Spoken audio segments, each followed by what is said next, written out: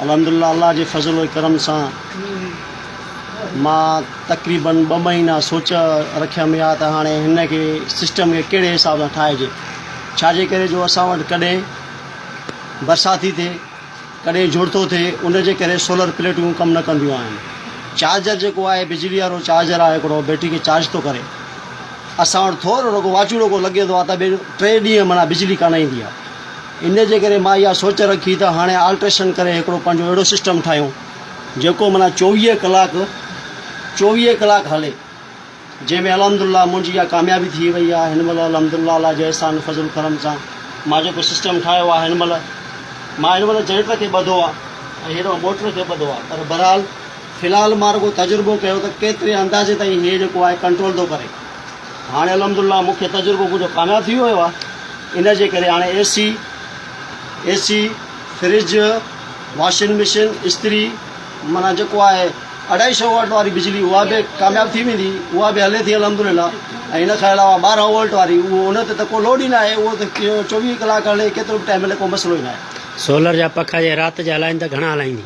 तक़रीबन तव्हां भले 5 हलायो 6 हलायो 7 हलायो, को मसइलो ई न आहे।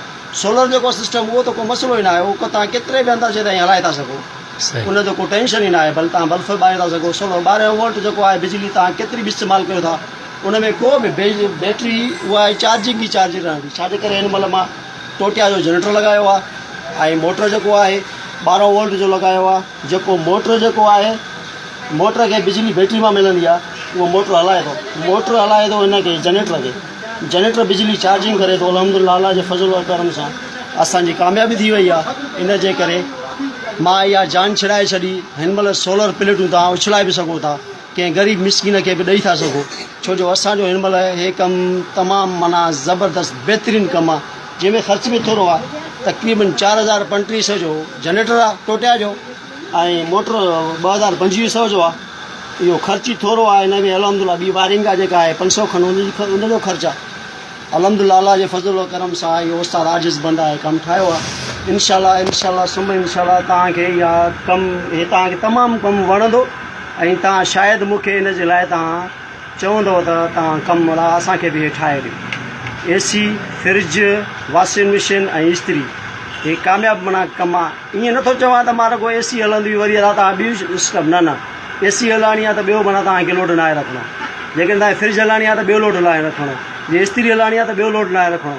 तव्हांखे माना हिकिड़ी शइ उन मां हलाइणी आहे। ईअं न आहे त जेका हाणे एतिरो हे कंट्रोल न करे सघंदो, जंहिंजे करे जेको आहे माना तव्हां समूरो लोड रखो लाॻी थो सॼे सिस्टम खे ई बाहि लॻी वञे। ईअं न आहे, सिर्फ़ु उन मां हिकिड़ी शइ तव्हांखे इस्तेमालु करिणी आहे, वॉशिंग मशीन या जेको बि माना तव्हां इस्तेमालु कयो उन हिसाब सां। अल्हम्दुलिल्लाह अल्लाह जे एहसान सां अल्लाह जे फज़ल करम सां असांजी इहा कामयाबी थी वई आहे। तव्हांखे कमु तमामु वणंदो। छाजे करे बिजली बि महांगी करे छॾी, नई तब्दीली आहे, नया पाकिस्तान आहे, सफ़ा कम ई त तओ माना तेल मले छॾी असांखे त एॾी महांगाई करे छॾी अथई, जंहिंजे करे असां हाणे हे सिस्टम ठाहियूं था। बिजली महांगी आहे, बिजली अचे बि कान थी। हाणे असांजो हिकिड़ो दोस्त आहे, उनजो तक़रीबन शायदि 1 महीने जी पेमेंट न कई गैस जी, 1 महीने जी पेमेंट गैस जी न कई, उनखे 8000 आहे, 8000 जो बिल हुयुसि। चयो त 2 महीने मां पेमेंट कंदुसि, भला 15000 थींदा। उन जॻह ते 3000 उन ते बिल आयो आहे। हाणे उहो परेशान आहे, होॾे फ़ोनूं कराई ऑफिस में हेॾो होॾो की भाई इहो ई माना मथो इहो ई बिल आहे, एतिरो आहे, कुझु बि नथो थी सघे। नया पाकिस्तान तब्दीली आहे। असां में अलहमदुल्ला तब्दीली आंदी आहे। इन जे करे असां चयो त हे भला तब्दीली असां बि आणियूं, इंतज़ारु पलियूं भला जान छुटे।